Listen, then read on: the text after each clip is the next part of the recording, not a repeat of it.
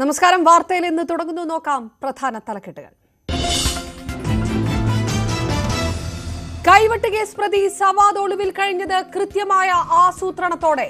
എൻഐഎയുടെ പിടിയിലായത് ഒളിത്താവളം മാറാനിരിക്കെ അപരിചിതർ വീട്ടിലെത്തിയിരുന്നുവെന്നും അയൽവാസി ന്യൂസ് 18നോട്. ഇങ്ങനെ പഠിക്കില്ല അല്ലെങ്കിൽ പഠിക്കുമെന്നാന്ന് ഇങ്ങനെ പറഞ്ഞ് അപ്പാട് പോയി പോകും. വേറെ കൂടുതൽ കഥകളൊന്നും ഈ ഒന്നൊന്നര കൊല്ലത്തിലെടുക്ക് നമ്മളായിട്ട് ഒന്നുമില്ല. ഒളിവിൽ കഴിഞ്ഞത് പാർട്ടി ഗ്രാമത്തിലെന്ന ആരോപണം തള്ളി CPM പ്രാദേശിക നേതൃത്വം. വ്യത്യസ്തമായ പാർട്ടിക്ക് സ്വാധീനമുള്ള മേഖലകളുണ്ട്. പക്ഷേ ഇവിടെ ലീഗിന് ഭൂരിപക്ഷമുള്ള പ്രദേശമാണ്. അയോധ്യ പ്രതിഷ്ഠയിൽ നിന്ന് വിട്ടുനിൽക്കാനുള്ള തീരുമാനത്തിൽ കോൺഗ്രസിൽ ഭിന്നത. പങ്കെടുക്കുമെന്ന് ഹിമാചൽ മുൻ മുഖ്യമന്ത്രിയുടെ മകൻ. ACC നിലപാടിൽ ആശ്വാസത്തിലായിരുന്ന സംസ്ഥാന കോൺഗ്രസിനെ വെട്ടിലാക്കിയ NSS. ബഹിഷ്കരണം ഈശ്വരൻ നിന്ന് എന്നത് NSSന്റെ അഭിപ്രായമെന്ന് പറഞ്ഞൊഴിഞ്ഞ VD സതീശൻ. പല ഘട്ടങ്ങളിലും അതിരുവിട്ട നടപടികൾ ഇപ്പം മാത്രമല്ല, നേരത്തെ ഉണ്ടായിട്ടില്ല. ഇത്തരം കാര്യങ്ങളിൽ പരമാവധി സംയമനം പാലിക്കേണ്ട ഉത്തരവാദിത്തം അധികാര ഏജൻസികൾക്കുണ്ട്. അത് ഇനി മുഖ്യമന്ത്രി തന്നെ പറഞ്ഞല്ലോ, നിങ്ങൾക്ക് എന്തെങ്കിലും അഭിപ്രായ വ്യത്യാസം ഉണ്ടെങ്കിൽ പരിശോധിക്കപ്പെടണമെങ്കിൽ അതെല്ലാം പരിശോധിക്കാം. പോലീസിനെ വിമർശിച്ച് മന്ത്രി K രാജൻ. പോലീസ് നടപടികൾ പലപ്പോഴും അതിരുവിടുന്നു. ലീഗിനെ ക്ഷണിക്കുന്നത് പരിഗണനയിലേയില്ല. ഗവർണറുടേത് സർക്കാരിനെ തകർക്കാനുള്ള ഗൂഢാലോചന. കേരളത്തിലെത്തുന്ന പ്രധാനമന്ത്രിയും മന്ത്രിമാരും സംസ്ഥാന വിഹിതം കൂടി തന്നിട്ട് പോകണം. മന്ത്രിയുടെ പ്രതികരണം ന്യൂസ് 18 Q18. പിണറായി നടപ്പാക്കുന്നത് സ്റ്റാലിനിസ്റ്റ് നയമെന്ന് പ്രതിപക്ഷ നേതാവ്. പോലീസിനെ ഉപയോഗിച്ച് ഭരണകൂട ഭീകരത നടപ്പാക്കുന്നു. വ്യാജ സർട്ടിഫിക്കറ്റ് ആരോപണത്തിൽ MV ഗോവിന്ദനെ വെല്ലുവിളിച്ച് സതീശൻ. വെല്ലുവിളിക്കുന്നു ഗവൺമെന്റിനെയും CPMനെയും. രാഹുൽ മാങ്കൂട്ടത്തിൽ കോടതിയിൽ ഹാജരാക്കിയ സർട്ടിഫിക്കറ്റ് വ്യാജ സർട്ടിഫിക്കറ്റ് ആണെന്ന് തെളിയിക്കാൻ നിങ്ങളെ വെല്ലുവിളിക്കുക. അമിതാധികാരത്തെ വിമർശിച്ച MT വാസുദേവൻ നായർ. അധികാരം ജനസേവനത്തിന് എന്ന സിദ്ധാന്തം കുഴിച്ചുമൂടി. ഭരണാധികാരി നൽകുന്ന ഔദാര്യമല്ല സ്വാതന്ത്ര്യമെന്നും MT. വിമർശനം മുഖ്യമന്ത്രി ഇരിക്കുന്ന വേദി.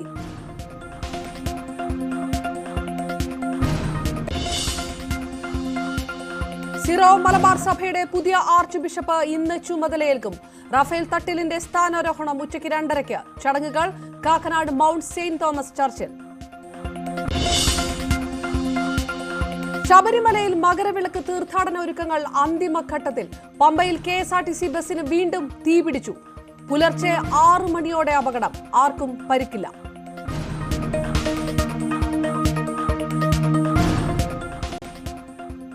നോക്കാം വാർത്തകളിലേക്ക് വിശദമായി തന്നെ. മതനിന്ദ ആരോപിച്ച പ്രൊഫസർ TJ ജോസഫിന്റെ കൈവെട്ടിയ കേസിൽ അറസ്റ്റിലായ ഒന്നാം പ്രതി സവാദിന്റെ തിരിച്ചറിയൽ പരേഡിനായി NIA മജിസ്ട്രേറ്റ് കോടതിയിൽ അപേക്ഷ നൽകും. തിരിച്ചറിയൽ പരേഡ് പൂർത്തിയായാൽ സവാദിനെ കസ്റ്റഡിയിൽ വാങ്ങി വിശദമായി ചോദ്യം ചെയ്യാനാണ് തീരുമാനം. സവാദ് ഈ മാസം 24 വരെ എറണാകുളം സബ് ജയിലിൽ റിമാൻഡിലാണ്. കൈവെട്ട് കേസുമായി ബന്ധപ്പെട്ട ആസൂത്രണത്തിലെ അടക്കമുള്ള കൂടുതൽ വിവരങ്ങൾ സവാദിന്റെ അറസ്റ്റിലൂടെ തന്നെ പുറത്തു വരുമെന്നാണ് NIA പ്രതീക്ഷിക്കുന്നത്. ഇയാളെ കസ്റ്റഡിയിലെടുത്ത് ചോദ്യം ചെയ്യുന്നതിലൂടെ ഈ കാലം അത്രയും ഒളിച്ച് താമസിക്കാനുള്ള കാര്യങ്ങൾ ചെയ്തു കൊടുത്തവരെക്കുറിച്ചുള്ള വിവരങ്ങളും ഇതുമായി ബന്ധപ്പെട്ട ചോദ്യം ചെയ്യലിലൂടെ ലഭിക്കും എന്നാണ് അന്വേഷണ ഉദ്യോഗസ്ഥർ കരുതുന്നത്. ഈ മാസം 24 വരെയാണ് ഇയാളെ റിമാൻഡ് കാലാവധിയുള്ളത്. അതിൽ കുറച്ച് സമയം ഇയാളെ ചോദ്യം ചെയ്യാനടക്കം ലഭിക്കുന്നതിലൂടെ തന്നെ കൂടുതൽ വസ്തുതകളിലേക്ക് കടന്നു പോകാൻ, ഈ കേസുമായി ബന്ധപ്പെട്ട് കടന്നു പോകാൻ കഴിയുമെന്ന് തന്നെ പ്രതീക്ഷിക്കുന്നു. പ്രത്യേകിച്ച് ഈ കഴിഞ്ഞ കാലങ്ങളിലെല്ലാം ഈ ഒളിയിടങ്ങൾ ഒരുക്കി കൊടുക്കുന്നത് മാത്രമല്ല, അതോടൊപ്പം തന്നെ സാമ്പത്തികമായുള്ള സഹായങ്ങൾ ഇയാൾക്ക് ലഭിച്ചിട്ടുണ്ട്. ഇയാൾക്ക് തൊഴിൽ ചെയ്തു പോകാൻ കഴിയുന്ന കാര്യങ്ങളിലേക്ക് ഇയാളെ കൊണ്ട് എത്തിക്കാൻ കഴിഞ്ഞിട്ടുണ്ട്. 8 വർഷത്തോളമായി സംസ്ഥാനത്തിനകത്ത് തന്നെ ഒളിവ് ജീവിതം നയിക്കുന്നതിൽ അതിൽ വലിയൊരു പങ്ക് ഈ സംഘടനകളുമായി ബന്ധപ്പെട്ട് തന്നെ ഇയാൾക്ക് ലഭിച്ചിട്ടുണ്ട് എന്ന് തന്നെയാണ് അന്വേഷണ ഉദ്യോഗസ്ഥരുടെ ഒരു അനുമാനം. ഇയാളെ കഴിഞ്ഞ കുറേ നാളുകളായി NIA നിരീക്ഷിക്കുമ്പോൾ പോലും ഇയാൾക്ക് ഒരിടത്തു നിന്ന് മറ്റൊരിടത്തേക്ക് പോകാനുള്ള സഹായങ്ങൾ വിപുലമായ രീതിയിൽ തന്നെ ലഭിച്ചിട്ടുണ്ട്. ഇപ്പോൾ അറസ്റ്റ് ചെയ്യപ്പെട്ട ബേര എന്ന സ്ഥലത്ത് കഴിഞ്ഞ 9 മാസമായി ഇയാൾ എത്തിയിട്ടുള്ളത്. അതിന് മുൻപ് കണ്ണൂരിലെ തന്നെ 2 സ്ഥലങ്ങളിൽ ഇയാൾ ഇതുപോലെ തന്നെ താമസിച്ചായി കണ്ടിട്ടുണ്ട്. ഇവിടങ്ങളിലൊന്നും മറ്റുള്ളവരുമായി അടുത്ത ഇടപഴകിയില്ലെങ്കിൽ കൂടിയും ഇയാളെ കാണുന്നതിന് വേണ്ടി ആളുകൾ സ്ഥിരമായി എത്തിയിരുന്നതായി ഉള്ള വിവരങ്ങൾ ഇതിനകം തന്നെ NIAക്ക് ശേഖരിക്കാനായിട്ട് സാധിച്ചിട്ടുണ്ട്. 2 ഫോണുകളുടെ ഫോറൻസിക് പരിശോധന, ഒപ്പം മറ്റൊരു സിം കാർഡ് കൂടി ലഭിച്ചിട്ടുണ്ട്. ഇതിൻ്റെ എല്ലാം തന്നെ പരിശോധനയിലൂടെ ഇതുമായി ബന്ധപ്പെട്ട് ഇയാളുമായി ബന്ധപ്പെട്ട് നിൽക്കുന്നവരെക്കുറിച്ചുള്ള കൂടുതൽ വിവരങ്ങൾ ലഭ്യമാകുമെന്ന പ്രതീക്ഷയിൽ തന്നെയാണ്. കഴിഞ്ഞ 2 വിചാരണയിലും ഏതാണ്ട് 19 പേരാണ് ഇതുമായി ബന്ധപ്പെട്ട് ശിക്ഷിക്കപ്പെട്ടിട്ടുള്ളത്.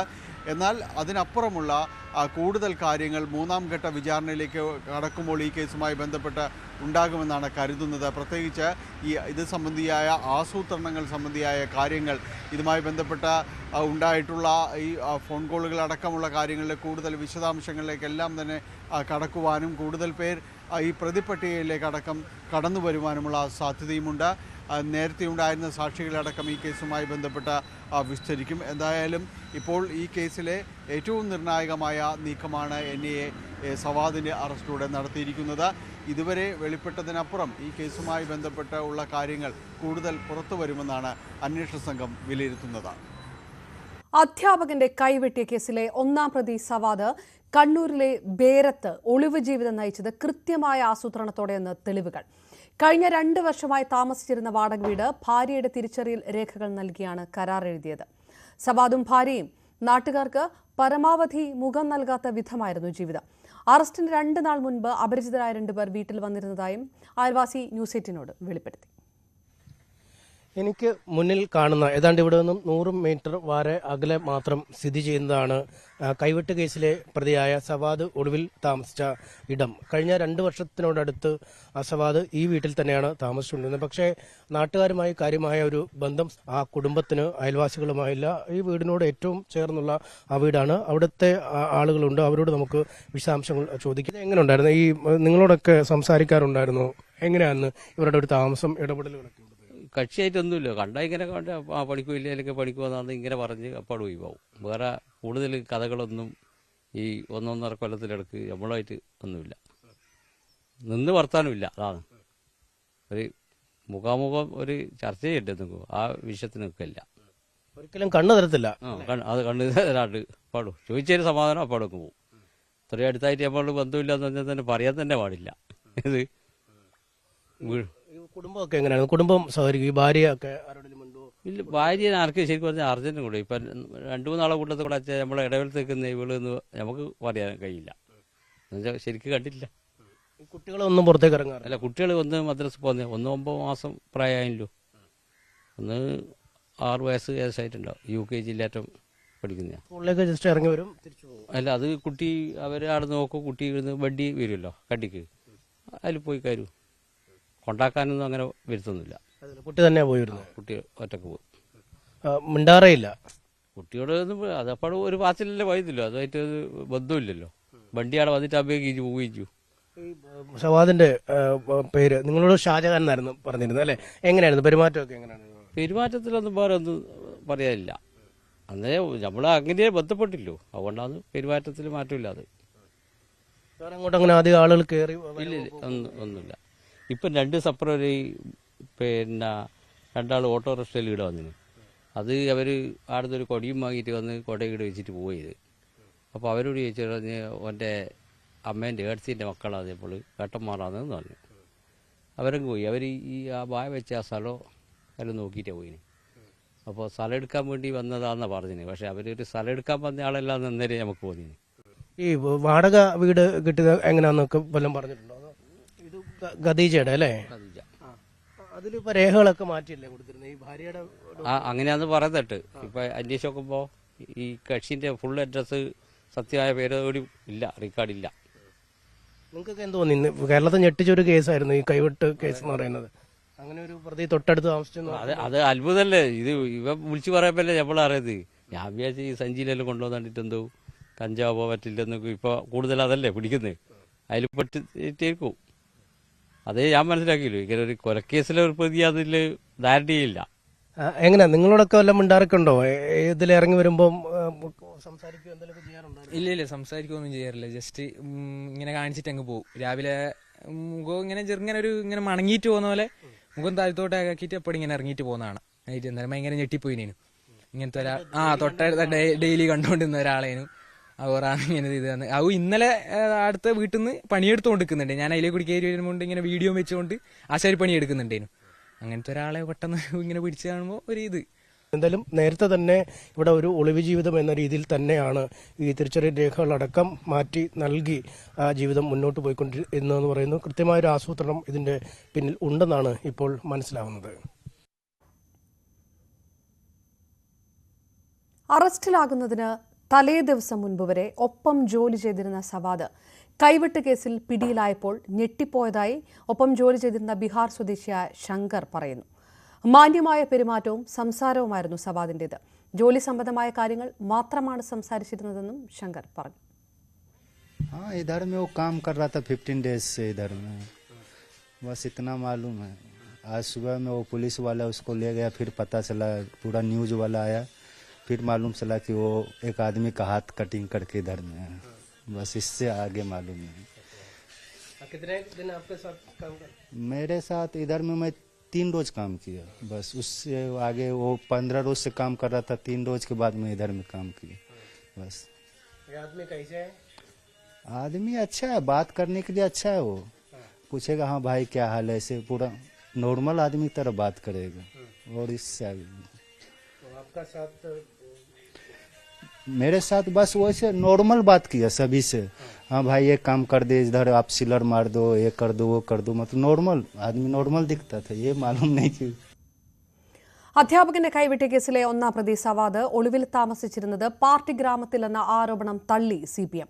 മുസ്ലിം ലീഗിന്റെ സ്വാധീന മേഖലയിൽ നിന്നാണ് സവാദിനെ പോലീസ് പിടികൂടിയത്. Ward councillor ലീഗിന്റേതാണ്.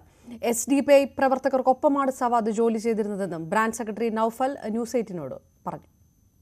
രാഷ്ട്രീയ പാർട്ടികളും മറ്റ് സാമൂഹിക സംഘടനകളും ഒക്കെ സജീവമാണെങ്കിലും അവർക്ക് പോലും അറിയാത്ത വിധമാണ് സവാദ് ഇവിടെ താമസിച്ചിരുന്നത്. നമുക്കൊപ്പം CPMന്റെ പ്രാദേശിക നേതാവും സാമൂഹ്യ പ്രവർത്തനമൊക്കെ നൌഫലുണ്ട്. നാട്ടുപുറങ്ങളിൽ പ്രവർത്തിക്കുമ്പോൾ ഇങ്ങനെ ആളുകളെ പുതുതായി വരുന്നവരൊക്കെ ശ്രദ്ധിക്കുന്നതൊക്കെ ഞങ്ങൾ പുതുതായി വരുന്ന കുടുംബങ്ങളെയെല്ലാം ശ്രദ്ധിക്കുന്നതാണ്. അതുപോലെ ഈ സവാദ് എന്നയാളും പുതുതായി വന്നപ്പോൾ നമ്മൾ സമീപിച്ചപ്പോൾ നമുക്ക് അങ്ങനെ ഒരു കൈവെട്ട് കേസിലെ പ്രതിയാണ് തിരിച്ചറിയാൻ പോലും സാധിച്ചിട്ടില്ല.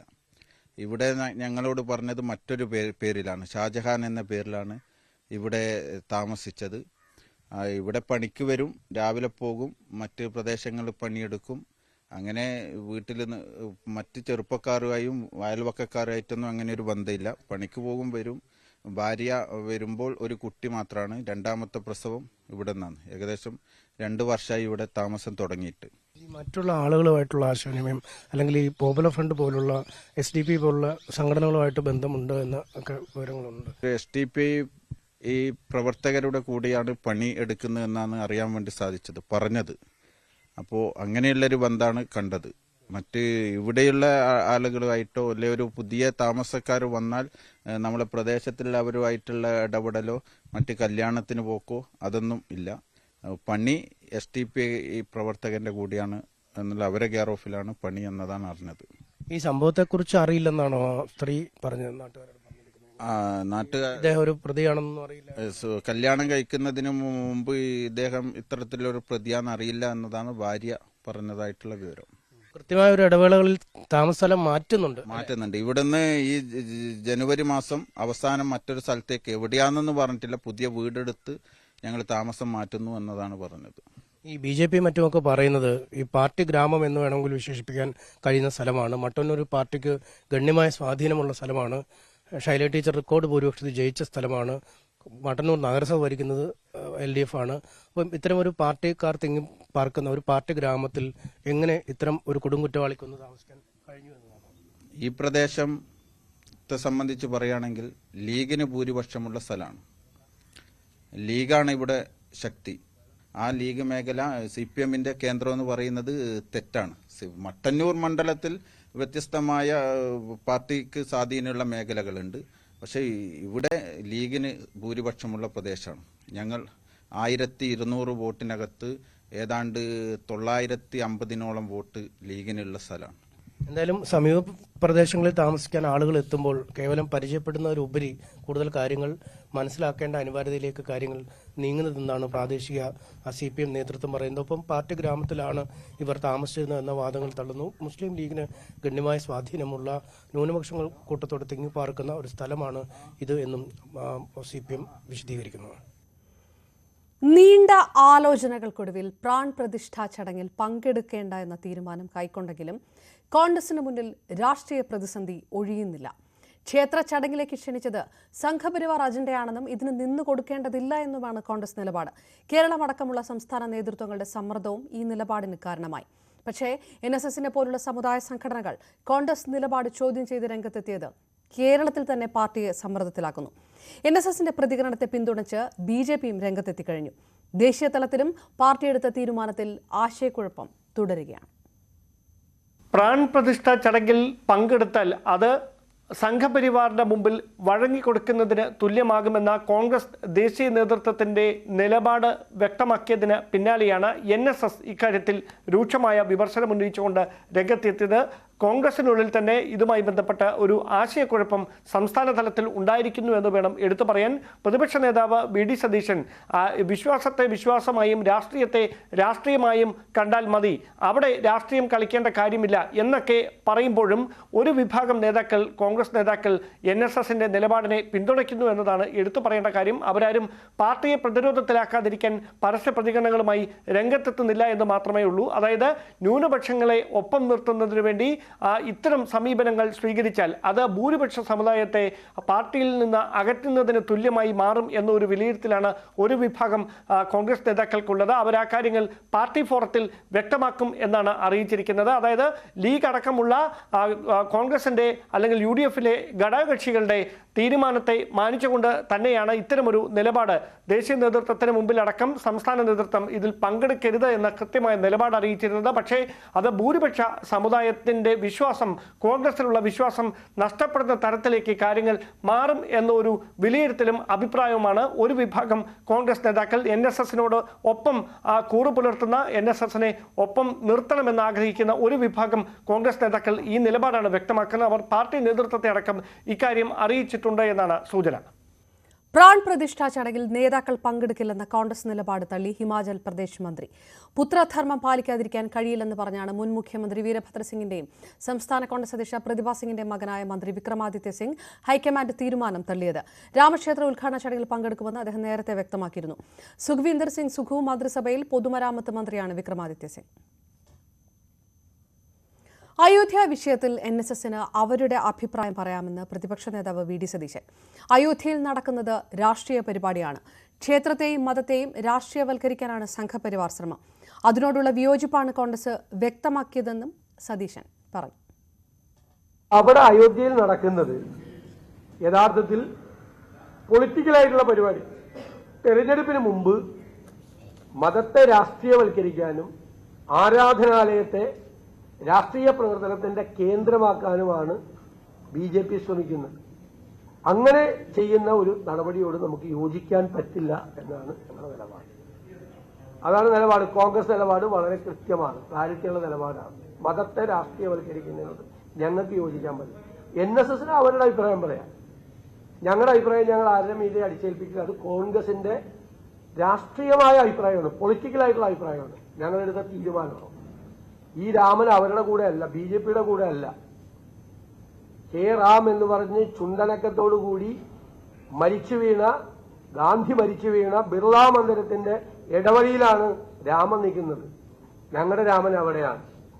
BJPയുടെ രാമൻ രാഷ്ട്രീയ ലാഭത്തിന് വേണ്ടി സൃഷ്ടിക്കപ്പെട്ട രാമനാണ്. അയോധ്യയിലെ കോൺഗ്രസ് നിലപാട് വൈകി വന്ന വിവേകമെന്ന് CPI സംസ്ഥാന സെക്രട്ടറി ബിനോയ് വിശ്വം. ഗാന്ധിയുടെ പാർട്ടിക്ക് ഗോഡ്സെയുടെ പാർട്ടി പരിപാടിയിൽ പങ്കെടുക്കാനാവില്ല. നിലപാടെടുക്കാൻ ഇത്ര കാലതാമസം വേണ്ടിയിരുന്നില്ല എന്നും ബിനോയ് വിശ്വം പറഞ്ഞു. അത് വൈകി വന്ന വിവേകം എന്നേ പറയാനുള്ളൂ. കോൺഗ്രസിന് ഇതുപോലൊരു കാര്യത്തിൽ ഈ തീരുമാനമെടുക്കാൻ എന്തുകൊണ്ട് ഇത്രയും കാലവിളംബം ഉണ്ടായി? മഹാത്മാഗാന്ധിയുടെ പാർട്ടിക്ക് ഗോഡ്സെയുടെ പാർട്ടി വിളിച്ചാൽ ഒരു തീരുമാനം കൈക്കൊള്ളാൻ ഇത്രയേറെ താമസം ഉണ്ടാകാൻ പാടില്ലാത്തതായിരുന്നു. ഉണ്ടായിപ്പോയ താമസം എന്തായാലും അത് തിരുത്തി അവർ പോകുന്നില്ല. അയോധ്യ ഒരുങ്ങുന്നു.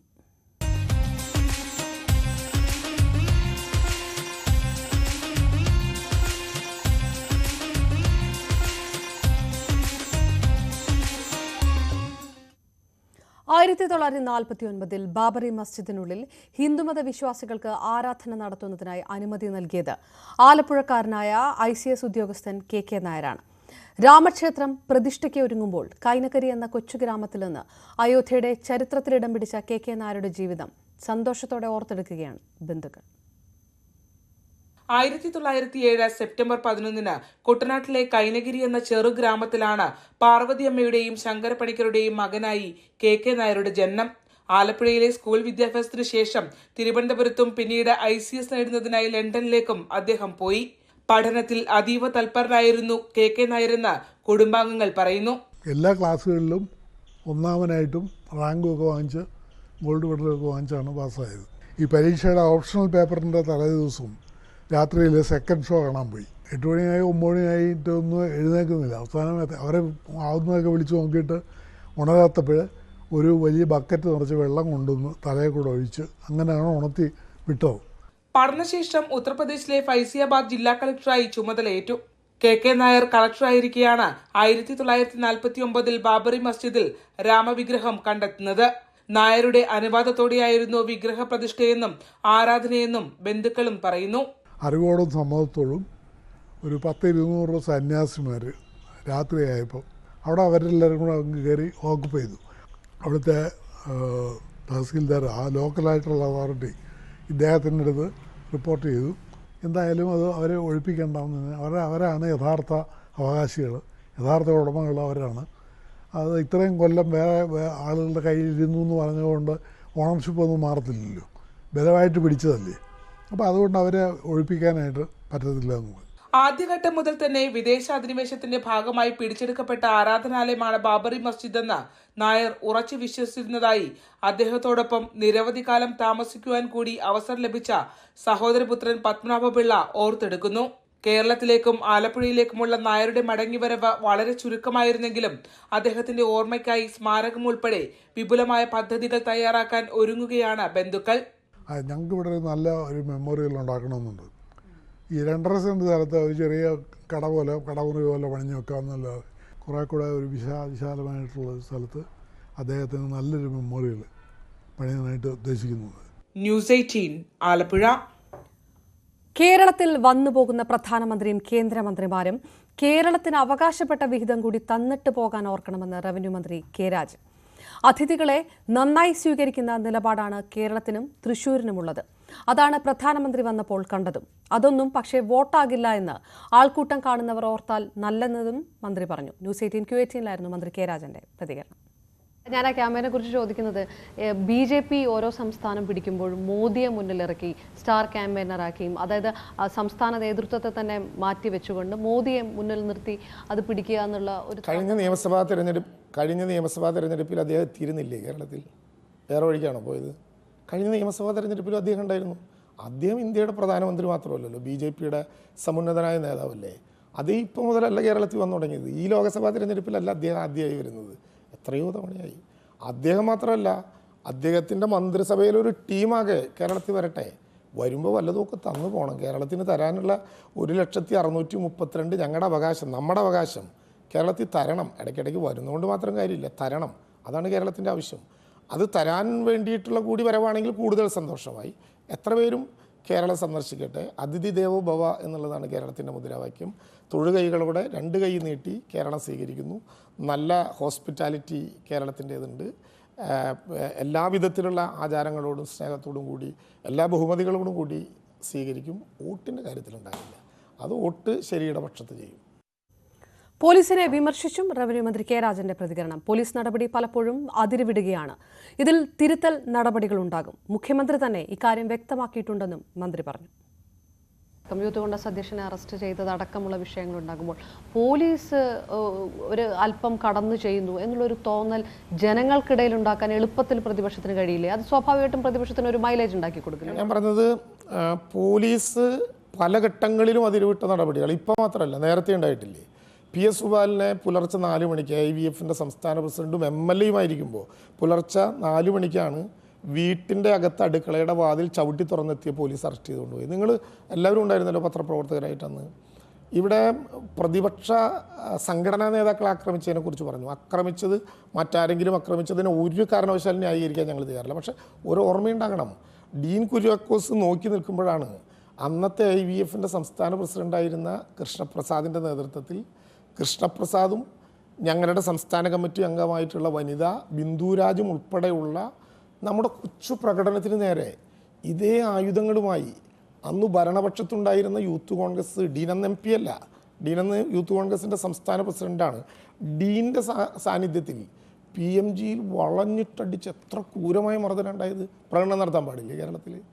അന്ന് ഇത്ര പ്രയാസാർക്കും കണ്ടില്ല ഞാൻ. ബിന്ദുരാജിൻ്റെ സാരി വലിച്ച് കീറി, അക്ഷരാർത്ഥത്തിൽ സാരി പൂർണ്ണമായി വലിച്ചു കീറി. ഒരു സ്ത്രീ ഉണ്ടായിരുന്നില്ല യൂത്ത് കോൺഗ്രസിൻ്റെ കൂട്ടത്തിൽ. കേരളത്തിൽ ഇതൊക്കെ ഉണ്ടായിക്കൊണ്ടിരിക്കുന്നുണ്ട്. അങ്ങനെയുള്ളത് കൊണ്ട് അത് ശരിയാണെന്നല്ല ഞാൻ അഭിപ്രായപ്പെടുന്നത്.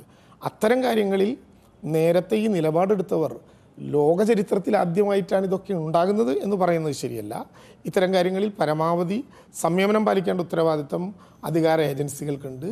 അത് ഇനി മുഖ്യമന്ത്രി തന്നെ പറഞ്ഞല്ലോ, നിങ്ങൾക്ക് എന്തെങ്കിലും അഭിപ്രായ വ്യത്യാസം ഉണ്ടെങ്കിൽ പരിശോധിക്കപ്പെടണമെങ്കിൽ അതെല്ലാം പരിശോധിക്കാം.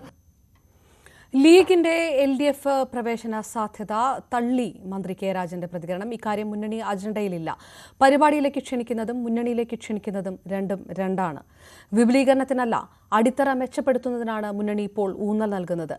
ലീഗിനെ ക്ഷണിക്കുന്നതുമായി ബന്ധപ്പെട്ട ഒരു ചർച്ചകളും മുന്നണിയിൽ നടക്കുന്നില്ല എന്നും മന്ത്രി പ്രതികരിച്ചു. ലോക്സഭാ തെരഞ്ഞെടുപ്പ് വരുന്നു. ഒരു മുന്നണി വിപുലീകരണത്തിനുള്ള ചിന്തകളോ അത്തരം സാധ്യതകളോ മുന്നണി കാണുന്നുണ്ടോ? ഒരു LDF അങ്ങനെ ഒരു ചർച്ചകളിലേക്ക് മറ്റോ കടക്കുന്നുണ്ടോ? ഇപ്പോൾ ഇടതുപക്ഷ ജനാധിപത്യ മുന്നണി അങ്ങനെ ഒരു ചർച്ചയിലേക്കും പോയിട്ടില്ല. മുന്നണിയുടെ അടിത്തറ വികസിപ്പിക്കണം, അത് ഘടകകക്ഷികളെ കൂട്ടിക്കൊണ്ടാകണം എന്ന് നമ്മൾ തീരുമാനിച്ചു. ലീഗിന് പരോക്ഷമായിട്ടുമൊക്കെ ഒരു ക്ഷണിക്കുന്ന രീതിയിലുള്ള പ്രസ്താവനകൾ ഇടത് നേതാക്കളുടെ ഭാഗത്തു നിന്നുണ്ടായിട്ടുണ്ട്.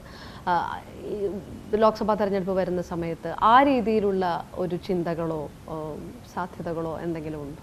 ഒരു സാധ്യതയും ഇപ്പോൾ ഇല്ല. അങ്ങനെ ഇടതുപക്ഷ ജനാധിപത്യ മുന്നണി ചർച്ച ചെയ്തിട്ടുമില്ല. പരിപാടിക്ക് പ്രസംഗിക്കാൻ വിളിച്ചാൽ വന്നാൽ മൈക്കിൽ നല്ല പ്രസംഗിച്ച് പോകാം.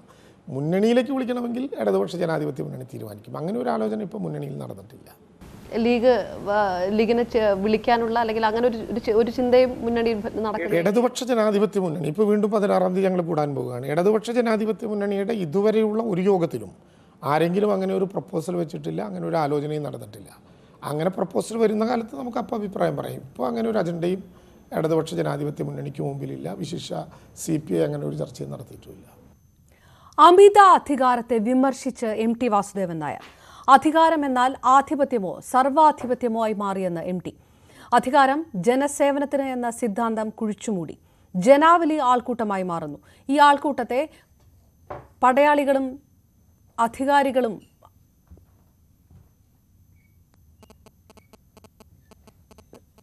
സാങ്കേതിക വിഷയങ്ങൾ EMS അധികാരം ഉപയോഗിച്ച് ജനങ്ങളെ ഉത്തരവാദിത്തമുള്ളവരാക്കിയെന്ന് MT പറഞ്ഞു. അധികാരം നേടിയതോടെ കമ്മ്യൂണിസ്റ്റ് പാർട്ടി ലക്ഷ്യം പൂർത്തിയാക്കിയെന്ന് അദ്ദേഹം കരുതിയില്ല. അതാണ് EMSനെ മഹാനായ നേതാവാക്കിയതെന്നും MT വ്യക്തമാക്കി.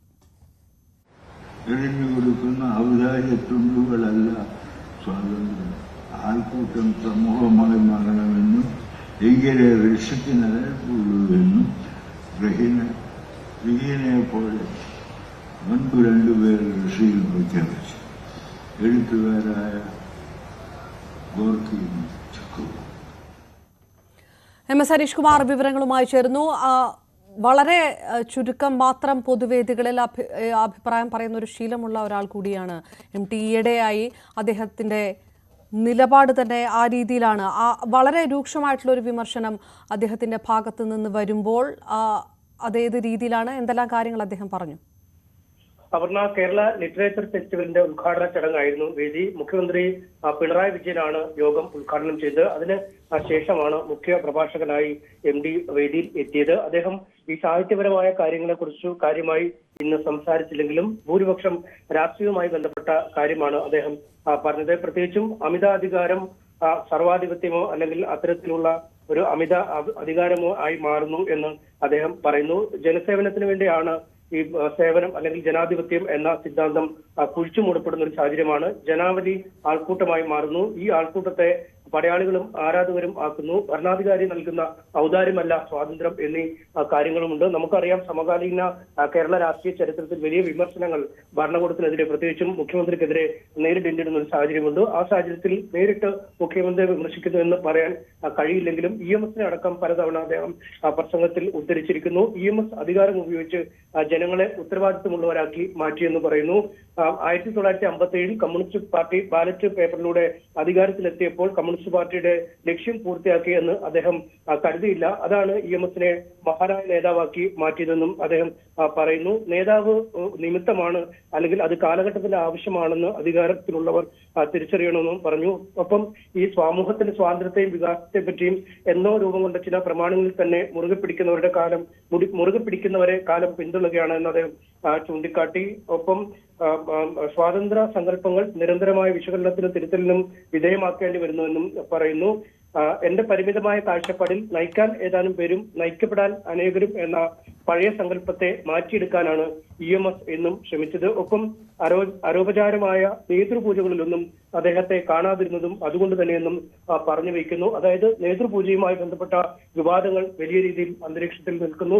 രാഷ്ട്രീയ മണ്ഡലത്തിൽ തന്നെ പിണറായി വിജയനെ വ്യക്തിപൂജ ചെയ്യുന്നു, അദ്ദേഹത്തെ വാഴ്ത്തിപ്പാടലുകൾ നടക്കുന്നുവെന്ന വിമർശനം ഉയരുന്നു. പാർട്ടിക്കുള്ളിൽ അക്കാര്യം പ്രതിരോധിച്ച് ആരാധക വൃന്ദമുള്ള നേതാവായാൽ ഈ പുകഴ്ത്തലുകൾ ഉണ്ടാവും എന്ന വിശദീകരണം വരുന്നു. ഇത്തരം ഒരു സാഹചര്യത്തിൽ തന്നെയാണ് അവസാന വരികളെ നമ്മൾ കാണേണ്ടത്. അരോചകമായ നേതൃപൂജകളിലൊന്നും EMSനെ കണ്ടിട്ടില്ല എന്ന് അദ്ദേഹം പറയുന്നു. കമ്മ്യൂണിസ്റ്റ് പാർട്ടി ഭാരതത്തിലൂടെ എത്തിയപ്പോൾ എല്ലാം തികഞ്ഞു, അല്ലെങ്കിൽ അതോടുകൂടി കമ്മ്യൂണിസ്റ്റ് പാർട്ടികളുടെ ലക്ഷ്യം നേടിക്കഴിഞ്ഞു എന്ന് EMS ചിന്തിച്ചിരുന്നില്ല. തെറ്റുകൾ കണ്ടാൽ എല്ലാ സമയത്തും തിരുത്താനുള്ള ആർജവം കാണപ്പെട്ട അപൂർവം നേതാക്കളിൽ ഒരാളാണ് EMS എന്നും അദ്ദേഹം വ്യക്തമാക്കി. അത്തരത്തിൽ ഒരേ സമയം ഈ അധികാരവും അധികാര ഗർവും അധികാരത്തിന് ഒപ്പം നിൽക്കുന്ന ആൾക്കൂട്ടത്തെയും MD വിമർശിക്കുമ്പോൾ മറുവശത്ത് EMSനെ മഹാനായി ചിത്രീകരിക്കുന്നു. EMS ചെയ്ത നല്ല കാര്യങ്ങളെ കുറിച്ച് അല്ലെങ്കിൽ EMS ജനങ്ങളെ മറന്നു മുന്നോട്ട് പോയ നേതാവല്ല എന്ന് പറയുകയും ചെയ്യുന്നു. വേണമെങ്കിൽ നമുക്കൊരു പരോക്ഷമായ വിമർശനം നിലവിലുള്ള സമ്പ്രദായങ്ങൾക്കെതിരെയുള്ള ഒരു MTയുടെ വളരെ രൂക്ഷമായ വിമർശനം എന്ന് വേണമെങ്കിൽ ഈ കോഴിക്കോട്ടെ പ്രസംഗത്തെ വിലയിരുത്താം. അപർണ. MS അനീഷ് കുമാറാണ് വിവരങ്ങൾ നൽകിയത്. കൊടുക്കുന്ന ഔദാര്യത്തുണ്ടുകളല്ല സ്വാതന്ത്ര്യം. ആൾക്കൂട്ടം സമൂഹമായി മാറണമെന്നും എങ്കിലേ രക്ഷത്തിന് നിലനിൽപ്പുള്ളൂവെന്നും റഹീനെ പോലെ മുൻപ് രണ്ടുപേർ ഋഷിയിൽ പ്രഖ്യാപിച്ചു. എഴുത്തുകാരായ ഗോർക്കിയും ചക്കവും. വീണ്ടും MS അനീഷ് കുമാറിലേക്ക്. അനീഷ്, ആൾക്കൂട്ടമായി ബന്ധപ്പെട്ട് ആ ആൾക്കൂട്ടം ജനാവലി ആയി തെറ്റിദ്ധരിക്കപ്പെടുന്നു എന്ന രീതിയിലുള്ള വിമർശനങ്ങൾ അദ്ദേഹം ഉന്നയിക്കുമ്പോൾ സമകാലിക കേരളവുമായി ബന്ധപ്പെട്ട് നടന്ന കൂട്ടമുള്ള ചടങ്ങുകളുമായി ബന്ധപ്പെട്ട് ഏതെങ്കിലും രീതിയിലുള്ള പരാമർശം അദ്ദേഹത്തിന്റെ ഭാഗത്ത് നിന്ന് വരികയുണ്ടായോ? നേരത്തെ പറഞ്ഞതുപോലെ തന്നെ പ്രത്യക്ഷത്തിൽ മുഖ്യമന്ത്രിക്ക് എതിരെയാണ് എന്ന് വ്യാഖ്യാനിക്കാൻ കഴിയില്ല എങ്കിൽ പോലും ആ രീതിയിൽ ഉള്ള ഏതെങ്കിലും പരിപാടികളുമായി ബന്ധപ്പെട്ടുള്ള ഒരു പരാമർശം അദ്ദേഹത്തിന്റെ വാക്കുകളുണ്ടായോ? ചിലപ്പോൾ അങ്ങനെ വിലയിരുത്തേണ്ടി വരും. കാരണം അദ്ദേഹം എഴുതി തയ്യാറാക്കി കൊണ്ടുവന്ന ഒരു പ്രസംഗമാണ് നടത്തിയത്. കേരളത്തിന്റെ വേദിയിലാണ്. സാധാരണഗതിയിൽ സാഹിത്യ സംബന്ധിയായ കാര്യങ്ങളെക്കുറിച്ചും മറ്റുമൊക്കെയാണ് പറയേണ്ടത്. പക്ഷെ അദ്ദേഹം പൂർണ്ണമായും അധികാരം, ജനക്കൂട്ടം, ഈ രാഷ്ട്രീയം, ഇത്തരം കാര്യങ്ങളെ കുറിച്ചാണ് പറയുന്നത്. ഒപ്പം ഈ ഐതിഹാസികമായ റഷ്യൻ വിപ്ലവത്തെക്കുറിച്ചും അദ്ദേഹത്തിന്റെ പ്രസംഗത്തിൽ പറയുന്നു. റഷ്യയിലെ ജനസേവനം എന്ന കിട്ടുന്ന അവസരം എന്ന സിദ്ധാന്തം, ഈ അധികാരം എന്നാൽ ജനസേവനത്തിന് കിട്ടുന്ന മെച്ചപ്പെട്ട ഒരു അവസരം എന്ന സിദ്ധാന്തം റഷ്യയിൽ കുഴിച്ചു മൂടപ്പെട്ടു. അപ്പോൾ അവിടെ ശിഥിലീകരണം സംഭവിക്കാൻ പോകുന്നു എന്ന് ചിന്തകനായ വിൽഹെം റീത്ത് 1944 തന്നെ മുന്നറിയിപ്പ് നൽകി. എന്നാൽ ഈ ശിഥിലീകരണത്തിന്റെ കാര്യങ്ങളെ അപഗ്രഥിക്കുക എന്നതിനെ നിഷേധിച്ച് ഇത്തരമൊരു അപജയം വന്നിട്ടില്ല എന്ന രീതിയിലൂടെ ആ ഭരണകൂടം മുന്നോട്ട് പോവുകയാണ് ഉണ്ടായത്. അത് റഷ്യൻ ഭരണകൂടത്തിന്റെ നാശത്തിൽ കലാശിക്കുകയും ചെയ്തു എന്ന് ഓർമ്മിപ്പിക്കുകയും ചെയ്യുന്നു. വ്യവസായം, സംസ്കാരം, ശാസ്ത്രം എന്നീ മേഖലകളുടെ പ്രവർത്തനത്തെ അമിതാധികാരമുള്ള മാനേജ്മെന്റുകളെ ഏൽപ്പിക്കുമ്പോൾ അപജയത്തിന്റെ തുടക്കം കുറിക്കുമെന്ന് അദ്ദേഹം റഷ്യയിൽ അപജയ സൂചന നൽകിയിരുന്നുവെന്നും പറയുന്നു. ഏതാണ്ട് സാഹചര്യങ്ങൾ പൊരുത്തപ്പെട്ടു വരുന്ന ഒരു രീതിയിൽ. കാരണം റഷ്യയിൽ അപജയം പാർട്ടിക്ക് നേരിടേണ്ടി വരുന്നു എന്ന മുന്നറിയിപ്പ് നൽകിയപ്പോൾ അപജയത്തിനുള്ള കാരണങ്ങളെ അപഗ്രഥിക്കാനല്ല ഇന്നത്തെ ഭരണകൂടം തയ്യാറായത്, മറിച്ച് അത്തരമൊരു അപജയം റഷ്യയിൽ ഉണ്ടായിട്ടില്ല എന്ന രീതിയിലാണ് അന്നത്തെ ഭരണകൂടം അതിനെ ന്യായീകരിക്കാൻ ശ്രമിച്ചത്. അത് പിന്നീട് റഷ്യയുടെ തകർച്ചയിലേക്ക് നീങ്ങുന്ന ഒരു സാഹചര്യം. ഇത്തരത്തിൽ വേണമെങ്കിൽ നമുക്ക് ഈ രണ്ട് സംഭവങ്ങളെയും ചേർത്ത് വായിക്കാം. കാരണം ഒരു വശത്ത് അദ്ദേഹം റഷ്യയുടെ ഉദാഹരണം പറയുന്നു, മറുവശത്ത് അദ്ദേഹം ബാലറ്റ് വിപ്ലവത്തിലൂടെ അധികാരത്തിലെത്തിയ കേരളത്തിലെ EMSന്റെ സംഭാവനകളെ കുറിച്ച് പറയുന്നു. EMS തെറ്റുകൾ തിരുത്താൻ എല്ലാ കാലത്തും സന്നദ്ധരായിരുന്നു എന്ന് പറയുന്നു. അധികാരത്തിലെത്തുക മാത്രമല്ല, അത് ഒരു തുടക്കം മാത്രമാണ് എന്നാണ് EMS കരുതിയത്. മറ്റു ചിലർ അധികാരത്തിലെത്തുമ്പോൾ അതുകൊണ്ട് എല്ലാമായി എന്ന് കരുതുന്നു എന്നും പറഞ്ഞു വെക്കുന്നു. അതുകൊണ്ട് നിലവിൽ ഉയരുന്ന രാഷ്ട്രീയ വിമർശനങ്ങളുമൊക്കെയായി തട്ടിച്ചു നോക്കുമ്പോൾ ഒരുപക്ഷെ ഒരു വിമർശനം സർക്കാരിനും പിണറായി വിജയനും തീർച്ചയായിട്ടും അനീഷ, അത് തന്നെ MTയെ സംബന്ധിച്ചിടത്തോളം അനധിസാധാരണമായിട്ടുള്ള ഒരു അഭിപ്രായ പ്രകടനമാണ് നടത്തിയിരിക്കുന്നത്. സ്വാഭാവികമായിട്ടും ഏതെങ്കിലും രീതിയിലുള്ള വിഷയങ്ങൾക്ക് പോലും, വിവാദപരമായിട്ടുള്ള വിഷയങ്ങൾക്ക് പോലും അഭിപ്രായം പറയുന്നതിന് വിമുഖത കാണിക്കുന്ന ഒരു സ്വഭാവം അദ്ദേഹത്തിന് കഴിഞ്ഞ കുറേ വർഷങ്ങളായിട്ട് ഉള്ളതാണ്. ആ ഇരിക്കുന്ന സാഹചര്യത്തിൽ നേരിട്ട് തന്നെ കമ്മ്യൂണിസ്റ്റ് പാർട്ടിയുടെ പഴയകാല ചരിത്രം എടുത്തു പറഞ്ഞുകൊണ്ടുള്ള വിമർശനം, അത് കൂടുതൽ പ്രതികരണങ്ങൾ ക്ഷണിച്ചു വരുത്താനുള്ള ഒരു സാധ്യത തള്ളിക്കളയാനാവില്ലല്ലോ അല്ലേ? തീർച്ചയായും ഇപ്പോൾ സമൂഹത്തിന്റെ നാനാ തുറകളിൽ നിന്നും വിമർശനങ്ങൾ സർക്കാരിനെതിരെ ഉയരുന്നുണ്ട് എന്നത് വസ്തുതയാണ്. പ്രതിപക്ഷം നിരന്തരമായ സമരത്തിലേക്കും പോകുന്നു. നവകേരള സദസ്സ് പോലെ വലിയ ആൾക്കൂട്ടങ്ങളെ സൃഷ്ടിച്ച് ഈ എതിർ ശബ്ദങ്ങളെ അടിച്ചമർത്തി തങ്ങൾക്ക് പറയാനുള്ളത് മാത്രം പറഞ്ഞുകൊണ്ട് മുന്നോട്ട് പോകുന്ന ഒരു സാഹചര്യമുണ്ട് എന്ന് പ്രതിപക്ഷം ആരോപിക്കുന്നു. ഇത്തരം ഒരു സാഹചര്യത്തിലാണ് ഇത്തരം ഈ ബുദ്ധിജീവികളുടെ ഭാഗത്തു നിന്നുള്ള വിമർശനം ഉയരുന്നത്. നമുക്കറിയാം, നേരത്തെ ഇടതുപക്ഷത്തിന്റെ വലിയ സഹയാത്രികനായ അല്ലെങ്കിൽ CPMന്റെ വലിയ സഹയാത്രികനായ M3 അടക്കമുള്ളവർ പോലും പരസ്യമായി ഇത്തരം വിമർശനങ്ങൾ ഉന്നയിച്ചിരുന്നു. പഴയ CPMന് മാറ്റം വന്നിരിക്കുന്നു, അല്ലെ ഇടതുപക്ഷത്തിന് മാറ്റം വന്നിരിക്കുന്നു. ഈ മൂല്യവർദ്ധിത ശക്തികളോട് അല്ലെങ്കിൽ ഈ മാർക്കറ്റ് അധിഷ്ഠിത, വിപണി അധിഷ്ഠിതമായ രീതിയിലേക്ക് കാര്യങ്ങൾ നീങ്ങുന്നുവെന്ന വിമർശനം M3 പോലുള്ളവർ നേരിട്ട് ഉന്നയിക്കുന്ന ഒരു സാഹചര്യം. അതിനു പിന്നാലെയാണ് കേരളത്തിലെ ഏറ്റവും തലയെടുപ്പുള്ള, ഏറ്റവും മുതിർന്ന സാഹിത്യകാരനായ MDയുടെ ഭാഗത്തു നിന്നും ഇത്തരത്തിലൊരു വിമർശനം ഉയർന്നു വന്നിരിക്കുന്നത്. തീർച്ചയായും അത് KLF പോലുള്ളൊരു വേദിയിലാണ് എങ്കിലും മുഖ്യമന്ത്രിയുടെ സാന്നിധ്യമുണ്ടായിരുന്ന ഒരു വേദിയിൽ തന്നെയാണ് ഇത്തരമൊരു വിമർശനം ഉന്നയിച്ചിരിക്കുന്നത്. അത് അതിനെ അർഹിക്കുന്ന രീതിയിൽ തന്നെ കരുതേണ്ടി വരും എന്നാണ് നമുക്ക് പറയാൻ കഴിയുന്നത്. എന്തായാലും ഈ അദ്ദേഹം പ്രസംഗം തുടങ്ങിയത് തന്നെ ഇങ്ങനെയായിരുന്നു. രാഷ്ട്രീയത്തിലെ മൂല്യച്യുതിയെക്കുറിച്ച് കേൾക്കാൻ തുടങ്ങിയിട്ട് വളരെ കാലമായി. എന്തുകൊണ്ട് സംവാദങ്ങൾക്ക് പലപ്പോഴും അർഹിക്കുന്ന വ്യക്തികളുടെ അഭാവം എന്ന ഒഴുക്കൻ മറുപടി കൊണ്ട് തൃപ്തിപ്പെടേണ്ടി വരുന്നു. അതായത് ഈ മൂല്യച്യുതിയെക്കുറിച്ച് സംസാരിക്കാൻ തുടങ്ങിയിട്ട് ഏറെക്കാലമായി. ഇത്തരത്തിലുള്ള സംവാദങ്ങൾ നടക്കുമ്പോൾ ഉത്തരവാദിത്തപ്പെട്ട വ്യക്തികളുടെ സാന്നിധ്യം എന്തുകൊണ്ടുണ്ടാവുന്നില്ല എന്ന ചോദ്യം ഉയരാൻ തുടങ്ങിയിട്ട് ഏറെക്കാലമായി. രാഷ്ട്രീയ പ്രവർത്തനം അധികാരത്തിലെത്താനുള്ള ഒരു അംഗീകൃത മാർഗമാണ്. എവിടെയും അധികാരമെന്നാൽ ആധിപത്യമോ സർവാധിപത്യമോ ആവാം. അസംബ്ലിയിലോ പാർലമെന്റിലോ മന്ത്രിസഭയിലോ ഒരു സ്ഥാനം എന്ന് വെച്ചാൽ ആധിപത്യത്തിനുള്ള ഒരു തുറന്ന അവസരമാണ്. അധികാരമെന്നാൽ ജനസേവനത്തിന് കിട്ടുന്ന മെച്ചപ്പെട്ട അവസരമെന്ന സിദ്ധാന്തത്തെ പണ്ടെന്നോ നമ്മൾ കുഴിവെട്ടി മൂടി എന്ന് അദ്ദേഹം പറയുന്നു. നമുക്കറിയാം, ആദ്യ വരികളിൽ തന്നെയുണ്ട്. കാരണം ഇത്തരത്തിലുള്ള വിമർശനങ്ങൾ ഉന്നയിക്കുമ്പോൾ ബന്ധപ്പെട്ടവർ എന്തുകൊണ്ട് ഉണ്ടാവുന്നില്ല എന്ന ചോദ്യം ഏറെ നാളുകളായി ഉന്നയിക്കപ്പെടുന്നു എന്ന ചോദ്യത്തിന് അദ്ദേഹത്തിന് ഒരുപക്ഷെ ഉത്തരം ലഭിച്ചിരിക്കാം. അദ്ദേഹം ഇരിക്കുന്ന വേദിയിൽ മുഖ്യമന്ത്രി പിണറായി വിജയനുണ്ട്.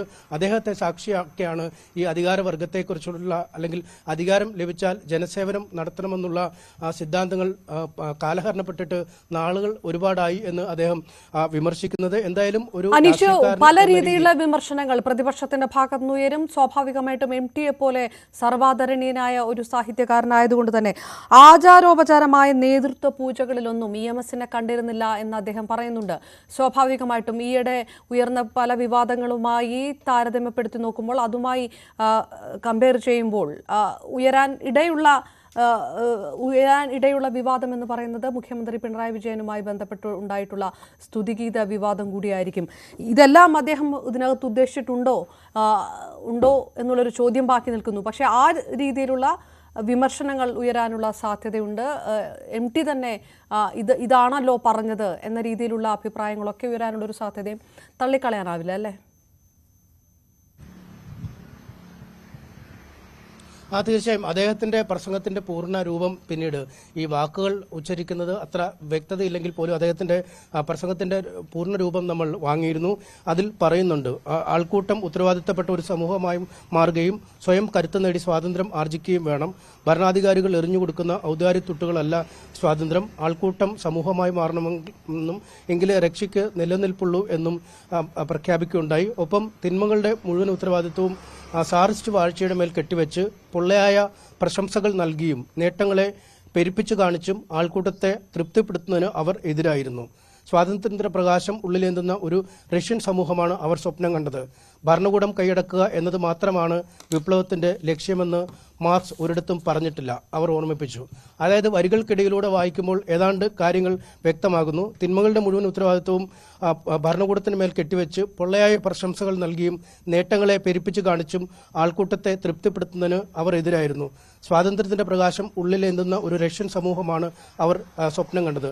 ഭരണകൂടം കൈയടക്കുക എന്നത് മാത്രമായിരുന്നില്ല വിപ്ലവത്തിന്റെ ലക്ഷ്യം. നമ്മൾ ഈ സമകാലീന രാഷ്ട്രീയ സംഭവവികാസങ്ങളുമായി തട്ടിച്ചു നോക്കുമ്പോൾ MD എന്തൊക്കെയോ മനസ്സിൽ കരുതിയായിരിക്കാം ഈ പ്രസംഗം നടത്തിയതെന്ന് നമുക്ക് പറയാതെ വയ്യ. ഇനി അദ്ദേഹത്തിന്റെ ഭാഗത്തുനിന്ന് പിന്നീട് ഈ പ്രസംഗത്തെക്കുറിച്ച് കൂടുതൽ വിശദീകരണം ഉണ്ടാവുമോ എന്നും നമുക്കറിയാൻ കഴിയുന്നില്ല. 2-3 സംഭവങ്ങൾ. ഒന്ന്, അധികാരം, ഈ രാഷ്ട്രീയ പാർട്ടികളുടെ നിലപാടുകൾ ഇക്കാര്യങ്ങളുമായി ചേർത്ത് വെച്ചുള്ള ഒരു ഭാഗം. മറ്റൊന്ന്, റഷ്യയിലെ കമ്മ്യൂണിസ്റ്റ് പാർട്ടി അപജയത്തിലേക്ക് പോയ ഒരു സാഹചര്യം. കാരണം ജനസേവനം എന്ന ലക്ഷ്യത്തിൽ നിന്നും ആ ജനങ്ങളെ സേവനപ്പെടുത്തി മുന്നോട്ട് പോകുക എന്ന ലക്ഷ്യത്തിൽ നിന്നും പാർട്ടി പിന്നോട്ട് പോവുക, അതിനെക്കുറിച്ചുള്ള മുന്നറിയിപ്പുകൾ വരുമ്പോൾ അതിനെ അവഗണിക്കുക, അത്തരമൊരു അപജയം നാട്ടിലില്ല എന്ന രീതിയിൽ മുന്നോട്ട് പോകുമ്പോൾ പിന്നീട് ആ സാമ്രാജ്യത്തിനുണ്ടാവുന്ന തകർച്ച.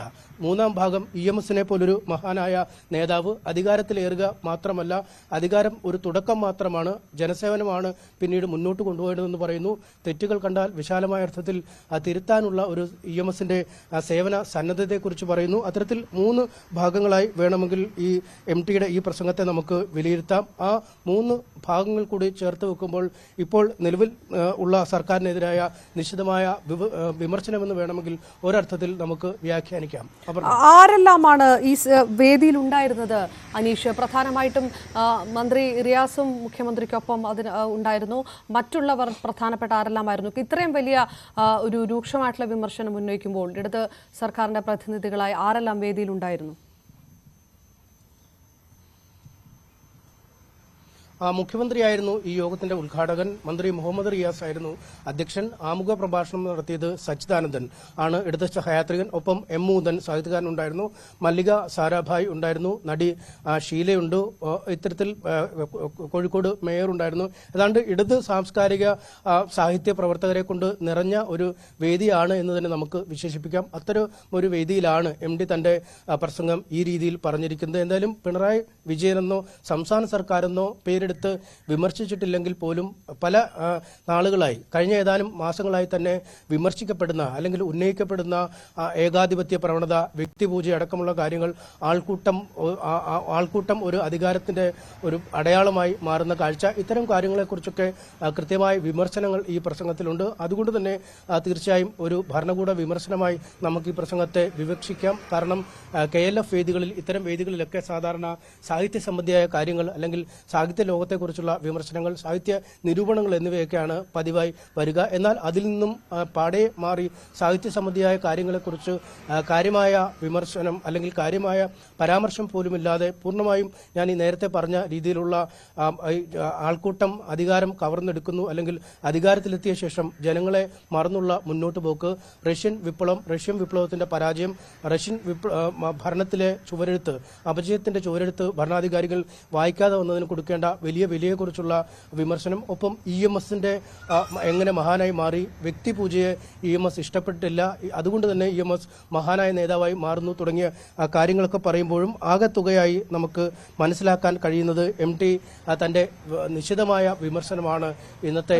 തീർച്ചയായിട്ടും കമ്മ്യൂണിസ്റ്റ് പ്രസ്ഥാനത്തിന്റെ ചരിത്രം ഓർമ്മിപ്പിച്ചുകൊണ്ടുകൂടിയാണ് MT വാസുദേവൻ നായർ വിമർശനം നിറഞ്ഞ വാക്കുകൾ അദ്ദേഹം പ്രസംഗിക്കുകയും ചെയ്തിരിക്കുന്നത്. അദ്ദേഹത്തിന്റെ വാക്കുകളിലേക്ക് ഒരിക്കൽ കൂടി പോയ ശേഷം തിരികെത്താം. എറിഞ്ഞു കൊടുക്കുന്ന ഔദാര്യത്തുണ്ടുകളല്ല സ്വാതന്ത്ര്യം.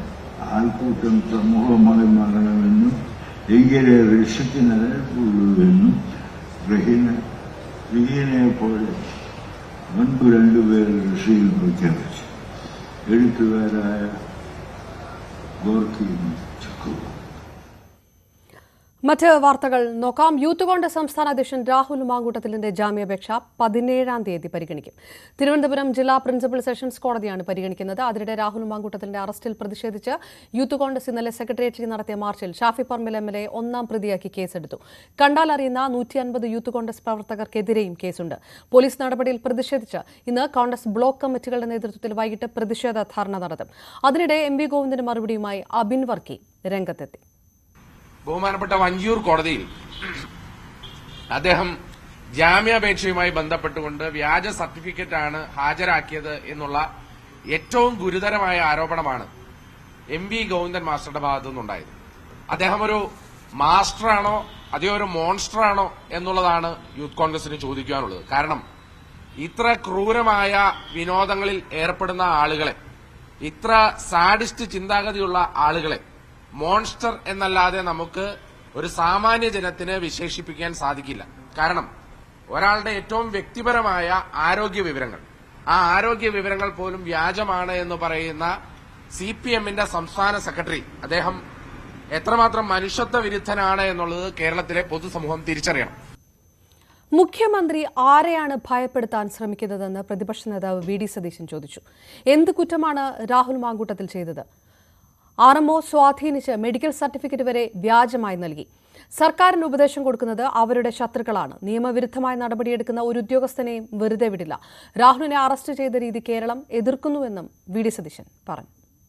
പോലീസിനെ ഉപയോഗിച്ചുകൊണ്ട് ഭരണകൂട ഭീകരത കേരളത്തിൽ നടപ്പാക്കാനാണ് ഗവൺമെന്റ് ശ്രമിക്കുന്നത്. ഏത് കാലത്താണ് സെക്രട്ടേറിയറ്റിന്റെ മുന്നിൽ നടന്നൊരു സമരം ഉദ്ഘാടനം ചെയ്തു പോയ MLA ഒന്നാം പ്രതിയാക്കി കേസെടുക്കുന്നത്? എന്ത് ന്യായമാണ്? എന്ത് ക്രൈമാണ് അദ്ദേഹം ചെയ്തത്? ആരെയാണ് പിണറായി വിജയൻ ഭയപ്പെടുത്താൻ ശ്രമിക്കുന്നത്? രാഹുൽ മാങ്കൂട്ടത്തിനെ അറസ്റ്റ് ചെയ്ത രീതി കേരളം മുഴുവൻ ഒരുമിച്ച് നിന്നാണ് അതിനെ എതിർക്കുന്നത്. ഈ സർക്കാർ അധികാരം ദുരുപയോഗം ചെയ്യുന്നതിൽ ആഹ്ലാദിക്കുകയാണ്, അതിൽ ആനന്ദം കണ്ടെത്തുകയാണ്. എത്ര അടിച്ചമർത്തും തോറും അത് പൂർവാധികം ശക്തിയോടുകൂടി തിരിച്ചടിക്കും എന്ന മുന്നറിയിപ്പാണ് ഞങ്ങൾക്ക് നൽകാനുള്ളത്. ഞങ്ങൾ വെല്ലുവിളിക്കുന്നു ഗവൺമെന്റിനെയും CPMനെയും. രാഹുൽ മാങ്കൂട്ടത്തിൽ കോടതിയിൽ ഹാജരാക്കിയ സർട്ടിഫിക്കറ്റ് വ്യാജ സർട്ടിഫിക്കറ്റാണെന്ന് തെളിയിക്കാൻ നിങ്ങളെ വെല്ലുവിളിക്കുക.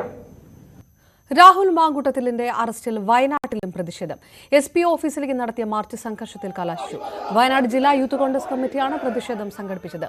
ബാരിക്കേഡ് മറികടന്നെത്തിയ പ്രവർത്തകരെ പോലീസ് അറസ്റ്റ് ചെയ്യുന്നതിനിടെയായിരുന്നു സംഘർഷം.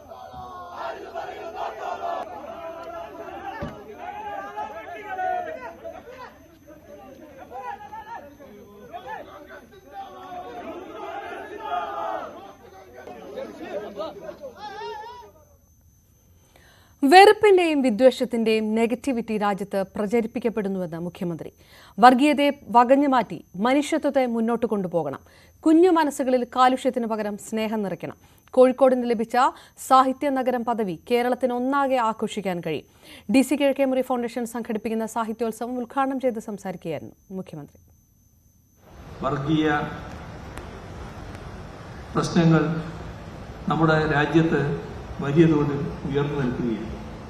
ആ ഘട്ടത്തിൽ വർഗീയതയെ വകഞ്ഞുമാറ്റി മതനിരപേക്ഷതയെ മുന്നോട്ട് കൊണ്ടുപോകാൻ ഇതെല്ലാം സഹായിക്കും. മനുഷ്യർ ഒന്നാണെന്ന ബോധം വളർത്തി ജനമനസ്സുകളെ ഒറ്റക്കെട്ടാക്കി മാറ്റിയെടുക്കാൻ ഇത് സഹായിക്കും.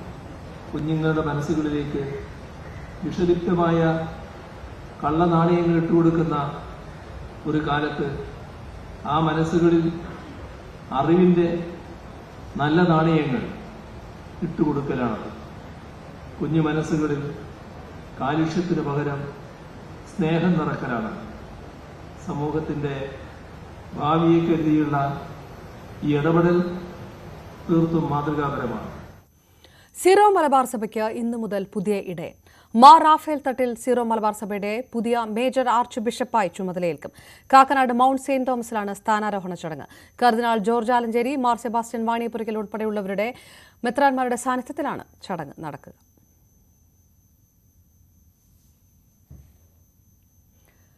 ഇടുക്കി നെടുങ്കണ്ടത്ത് കോൺഗ്രസ് നേതാവ് അറസ്റ്റിൽ. DCC അംഗം ബെന്നി കുന്നലിനെയാണ് പുലർച്ചെ 5 മണിയോടെ വീട്ടിൽ നിന്ന് അറസ്റ്റ് ചെയ്തത്. ഇന്നലെ യൂത്ത് കോൺഗ്രസ് നേതൃത്വത്തിൽ നെടുങ്കണ്ടം പോലീസ് സ്റ്റേഷനിലേക്ക് നടത്തിയ മാർച്ചിൽ സംഘർഷമുണ്ടായിരുന്നു. സ്റ്റേഷൻ പരിസരത്ത് മുഖ്യമന്ത്രിയുടെ കോലം കത്തിക്കാൻ ശ്രമിച്ചതിനെ തുടർന്ന് പോലീസ് ലാത്തി വീശിയിരുന്നു. സംഘർഷത്തിൽ യൂത്ത് കോൺഗ്രസ് പ്രവർത്തകർക്ക് പരിക്കേറ്റു. എറണാകുളം സ്വദേശി നിമിഷ തമ്പി കൊല്ലപ്പെട്ട കേസിൽ പ്രതിക്ക് ഇരട്ട ജീവപര്യന്തം. മുർഷിദാബാദ് സ്വദേശി ബിജു മൊല്ലയാണ് കോടതി ശിക്ഷിച്ചത്. പറവൂർ അഡീഷണൽ സെഷൻസ് കോടതിയുടേതാണ് വിധി. ഇരട്ട ജീവപര്യന്തത്തിന് പുറമെ പ്രതിക്ക് 3 ലക്ഷം രൂപ പിഴയും കോടതി വിധിച്ചിട്ടുണ്ട്. വല്യമ്മയുടെ മാല പൊട്ടിക്കുന്നത് തടയാൻ ശ്രമിക്കുന്നതിനിടെ 2018 ജൂലൈ 30-നാണ് ബിരുദ വിദ്യാർത്ഥിനിയായിരുന്ന നിമിഷ കൊല്ലപ്പെടുന്നത്. നിമിഷയെ പ്രതി കുത്തുന്നത് കണ്ട് തടയാൻ ഓടിയെത്തിയ ബന്ധുവിനും കുത്തേറ്റു. എറണാകുളം പോലീസ് രജിസ്റ്റർ ചെയ്ത കേസിൽ ക്രൈംബ്രാഞ്ചാണ് അന്വേഷണം നടത്തി കുറ്റപത്രം സമർപ്പിച്ചത്. ഇടുക്കി ചിന്നക്കനാലിൽ സമരം ചെയ്ത തോട്ടം തൊഴിലാളികൾക്ക് കാരണം കാണിക്കൽ നോട്ടീസ് അയച്ച കമ്പനി. മൃതദേഹവുമായി ഇടുക്കി പന്നിയാർ എസ്റ്റേറ്റിൽ സമരം ചെയ്ത തൊഴിലാളികൾക്കാണ് കമ്പനി നോട്ടീസ് നൽകിയിരിക്കുന്നത്. മൃതദേഹം ഓഫീസിനുള്ളിൽ കയറ്റിവെച്ച 7 തൊഴിലാളികൾക്കാണ് നോട്ടീസ് അയച്ചിരിക്കുന്നത്. ഓഫീസ് പ്രവർത്തനം തടസ്സപ്പെടുത്തി നാശനഷ്ടങ്ങൾ വരുത്തി, മറ്റ് തൊഴിലാളികളെ സമരം ചെയ്യാൻ പ്രേരിപ്പിച്ചു, സാമ്പത്തിക നഷ്ടം വരുത്തി തുടങ്ങിയ കാരണങ്ങൾ കാണിച്ചാണ് നോട്ടീസ്. 3 ദിവസത്തിനുള്ളിൽ വിശദീകരണം നൽകണമെന്ന് നോട്ടീസിൽ വ്യക്തമാക്കിയിട്ടുണ്ട്. താമരശ്ശേരി അണ്ടോണയിൽ ബസ്സിനടിയിലകപ്പെട്ട് സ്കൂട്ടർ യാത്രക്കാരിയായ വിദ്യാർത്ഥിനി മരിച്ചു. ചുങ്കം കയ്യേലിക്കുന്നുമ്മൽ മുജീബിന്റെ മകൾ ഫാത്തിമ മിൻസിയാണ് മരിച്ചത്. അണ്ടോണ പൊയിലങ്ങാടിയിൽ ഇന്നലെ രാവിലെ 9 മണിയോടെയായിരുന്നു അപകടം. ഫാത്തിമ മിൻസിയും പുന്നൂർ സ്വദേശിനി ഫിദ ഫർസാനയും സഞ്ചരിച്ച സ്കൂട്ടറിൽ കാർ ഇടിച്ചതിനെ തുടർന്ന് സ്കൂട്ടർ മറിഞ്ഞു. ഇവർ റോഡിലേക്ക് വീഴുകയായിരുന്നു. താമരശ്ശേരിയിലേക്ക് വരികയായിരുന്ന ബസ്സിന് മുന്നിലേക്കാണ് സ്കൂട്ടർ വീണത്. പത്തനംതിട്ട പന്തളത്തും വാഹനാപകടം. ട്രാഫിക്കിൽ കിടന്ന കാറിലേക്ക് KSRTC ബസ് ഇടിച്ചാണ് അപകടമുണ്ടായത്. കാർ മറ്റ് 2 കാറുകളിലേക്കും ചെന്നിടിച്ചു. കൊട്ടാരക്കര കോട്ടയം KSRTC ബസ്സാണ് അപകടത്തിൽപ്പെട്ടത്. കാറിൽ കുട്ടികളും ഉണ്ടായിരുന്നെങ്കിലും ആർക്കും പരിക്കുകളില്ല. ഏറെ നേരം MC റോഡിൽ ഗതാഗതം മുടങ്ങി. പോലീസ് സ്ഥലത്തെത്തിയാണ് വാഹനങ്ങൾ മാറ്റിയത്. മകരവിളക്കിനുള്ള ഒരുക്കങ്ങൾ പൂർത്തിയായതായി തിരുവിതാംകൂർ ദേവസ്വം ബോർഡ്. 10 ഇടങ്ങളിൽ മകരജ്യോതി ദർശനത്തിന് സൗകര്യമുണ്ടാകും. 3 നേരം തീർത്ഥാടകർക്ക് അന്നദാനത്തിന് സംവിധാനമൊരുക്കിയെന്നും ദേവസ്വം പ്രസിഡന്റ് PS പ്രശാന്ത് വ്യക്തമാക്കി. മകരവിളക്കിന് ഇനി 4 ദിവസം മാത്രം ശേഷിക്കെ വ്യൂ പോയിന്റുകൾ സജ്ജമാക്കുകയാണ് ദേവസ്വം ബോർഡും പോലീസും ചെയ്തിരിക്കുന്നത്. ദേവസ്വം ബോർഡ് പ്രധാനമായും അവിടങ്ങളിലെത്തുന്ന ആളുകൾക്കായി 3 നേരം ഭക്ഷണം ഏർപ്പെടുത്തുന്നു, അന്നദാനവും ഏർപ്പെടുത്തിയിട്ടുണ്ട്. അതുപോലെ ഏറ്റവും പ്രധാനമായും ആളുകൾ എത്തുന്നത്, പ്രത്യേകിച്ചും നേരത്തെ തമിഴ്നാട്ടിൽ നിന്നുള്ള തീർത്ഥാടകർ എത്തിക്കൊണ്ടിരുന്ന പാണ്ടിത്താവളത്തിൽ നിന്നാണ് ഏറ്റവും നന്നായി ഭംഗിയായി മകരജ്യോതി ദർശിക്കാൻ സാധിക്കുക. അതിനാൽ പാണ്ടിത്താവളത്ത് കൂടുതൽ ആളുകൾ എത്തും എന്നാണ് പ്രതീക്ഷ. അതിനാൽ അവിടെ കൂടുതൽ സൗകര്യങ്ങൾ ഏർപ്പെടുത്തുന്നുണ്ട്. പാണ്ടിത്താവളം അടക്കം 10 ഇടങ്ങളിൽ, പമ്പ അടക്കം 10 ഇടങ്ങളിൽ സൗകര്യങ്ങൾ ഒരുക്കുന്നുണ്ട്. ഇവിടെ എല്ലാം തന്നെ പ്രത്യേകം സജ്ജമാക്കുന്ന മേഖലയിൽ ആയി ഈ എത്തുന്ന അവിടെ തങ്ങുന്ന തീർത്ഥാടകർക്കായി 3 നേരവും ഭക്ഷണം ഒരുക്കും, അന്നദാനം ഒരുക്കും. അതിനുള്ള എല്ലാ ക്രമീകരണങ്ങളും പൂർത്തിയാക്കുകയാണ്. ഇന്ന് Devaswom board president PS Prasanth ഈ പ്രദേശങ്ങളിലെല്ലാം തന്നെ പരിശോധന നടത്തുകയുണ്ടായി. പോലീസുമായി ചേർന്നുള്ള അവലോകന യോഗം ചേർന്നു. അതോടൊപ്പം സജ്ജീകരണങ്ങൾ വിലയിരുത്തി. ഇനി മറ്റു തരത്തിലുള്ള സൗകര്യങ്ങൾ, ആളുകൾ എത്തുന്നത് സംബന്ധിച്ചുള്ള കാര്യങ്ങൾ എല്ലാം തന്നെ തീർച്ചപ്പെടുത്തേണ്ടതുണ്ട്. മകരവിളക്ക് ദിവസത്തിൽ രാവിലെ 2:15-നാണ് നട തുറക്കുക. അങ്ങനെ വരുമ്പോൾ കൂടുതൽ ആളുകൾക്ക് ദർശനം നടത്തി പോകാനുള്ള സൗകര്യങ്ങൾ ഒരുങ്ങും. മകരജ്യോതി ആളുകളുടെ തിരക്ക് കുറയ്ക്കാനാണ് ശ്രമിക്കുന്നത്. അതിനുവേണ്ടിയാണ് തീർത്ഥാടകരുടെ എണ്ണം പരിമിതപ്പെടുത്തുന്നത്. അതേസമയം എത്തുന്ന ആരെയും തിരിച്ചുവിടുന്ന സാഹചര്യമില്ല എന്നും PS പ്രശാന്ത് വ്യക്തമാക്കുന്നുണ്ട്. ഏതായാലും നല്ല ഒരു തീർത്ഥാടന അനുഭവം ഉണ്ടാക്കാനുള്ള ശ്രമങ്ങളാണ് ദേവസ്വം ബോർഡിന്റെ ഭാഗത്തു നിന്ന് ഉണ്ടാകുന്നത്. പമ്പയിൽ KSRTC ബസ്സിന് വീണ്ടും തീപിടിച്ചു. പുലർച്ചെ 6 മണിയോടെയാണ് അപകടം. ഹിൽ വ്യൂവിൽ നിന്ന് ആളുകളെ കയറ്റാൻ സ്റ്റാൻഡിലേക്ക് കൊണ്ടുവരുന്നതിനിടയിലാണ് തീപിടുത്തമുണ്ടായത്. ആർക്കും പരിക്കില്ല. പാലക്കാട് മലമ്പുഴ ഉദ്യാനത്തിൽ കാട്ടാനക്കൂട്ടമിറങ്ങി. ഇന്നലെ സന്ധ്യയ്ക്കായിരുന്നു സംഭവം. 30 കാട്ടാനകളാണ് ഉദ്യാനത്തിലെത്തിയത്. ഉദ്യാനത്തിലൂടെ ആനക്കൂട്ടം നടന്നുപോയതല്ലാതെ നാശനഷ്ടങ്ങളൊന്നും ഉണ്ടാക്കിയില്ല എന്ന് മലമ്പുഴ ഡാമിലെ ജീവനക്കാർ പറഞ്ഞു. പ്രദേശത്ത് പക്ഷേ കാട്ടാനശല്യം രൂക്ഷമാണ്.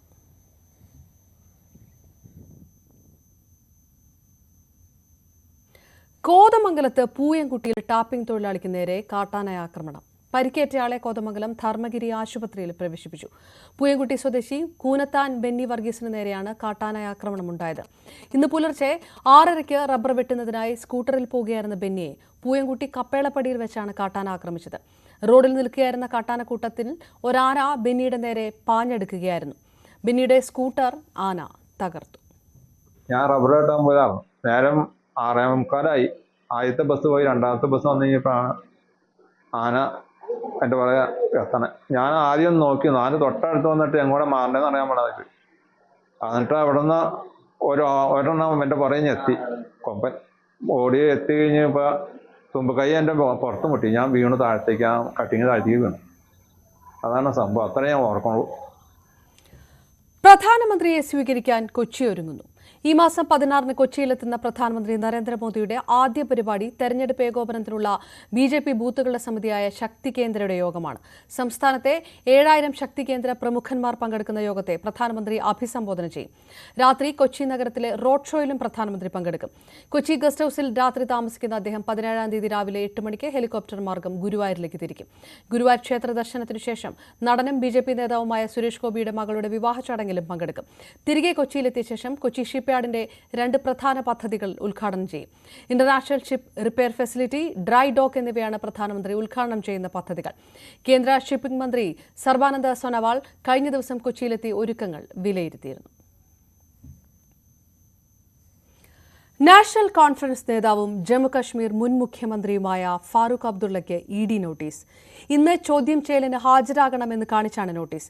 ജമ്മുകശ്മീർ ക്രിക്കറ്റ് അസോസിയേഷനിലെ സാമ്പത്തിക ക്രമക്കേടുമായി ബന്ധപ്പെട്ട കേസിലാണ് നടപടി. ഫാറൂഖ് അബ്ദുള്ള ചോദ്യം ചെയ്യലിന് ഹാജരായേക്കില്ല. ഇനി ഇന്നത്തെ സ്വർണം വെള്ളി നിരക്കുകൾ. കവിത ഗോൾഡ് ആൻഡ് ഡയമണ്ട്സ് ഇന്നത്തെ സ്വർണം വെള്ളി നിരക്കുകൾ നിങ്ങൾക്കായി സമർപ്പിക്കുന്നത്.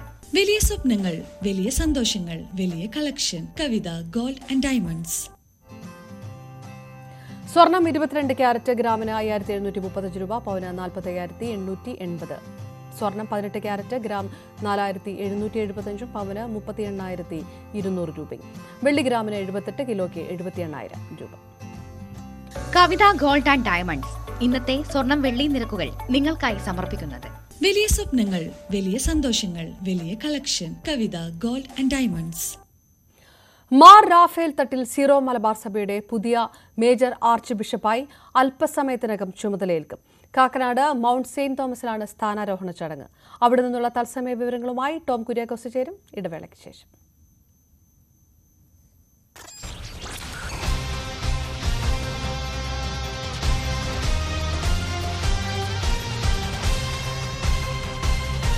ഈ പരിപാടി